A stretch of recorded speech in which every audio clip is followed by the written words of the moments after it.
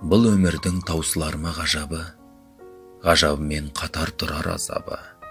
Біреу сенің жүрегіңді жаралап, біреу сенің жан жараңды жазады. Болса дағы өзгелермен иықтен, құтылмассың күйдіргімен күйіктен. Біреу сені құрметтесе көтеріп, біреу сені құлатады биіктен.